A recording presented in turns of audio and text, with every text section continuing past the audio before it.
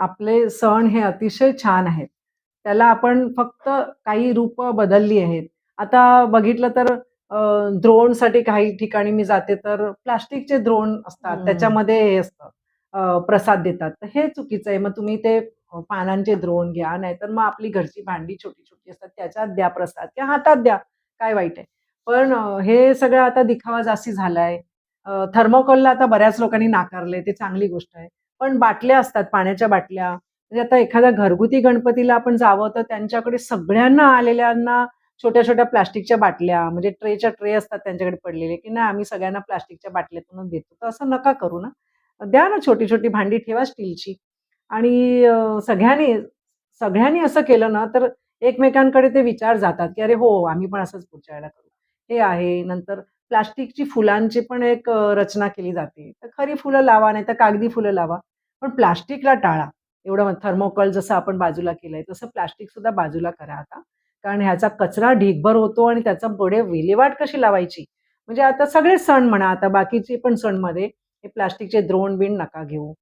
अ, आपण किती सण आहेत, दिवाळी हो. ह्याच्यात तर आणखीन काही बोलायलाच नको. ते सुद्धा लोकांनी समजायला पाहिजे. आवाजाचं प्रदूषण, धूर निघणं.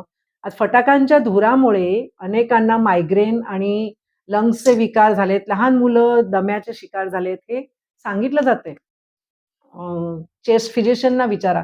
कितीतरी अस्थमॅटिक पेशंट दिवाळीनंतर अचानक वाढतात. मग हे हं. सगळ्या गोष्टींचा विचार केला पाहिजे. प्लास्टिक आपलं कुठे जातं? मुलांना दाखवा. ते प्लास्टिकचं काय होतं? गावोगावी मी बघते प्लास्टिक गोळा करून जाळून टाकलं जातं, कारण तिथे काही व्यवस्थाच नाहीये. लोकांना माहिती आहे की हे वाईट आहे, पण काय करायचं काय? मग समुद्रामध्ये आज आपल्या महासमुद्रांमध्ये, महासागरामध्ये प्लास्टिकची बेटं तयार झाली आहेत. ते प्लास्टिक आता कोणी उचलायचं ह्याच्यावर भांडणं सुरू आहेत सगळ्या देशांमध्ये, की हे प्लास्टिक कोणाचं? ते सगळ्यांचंच आहे.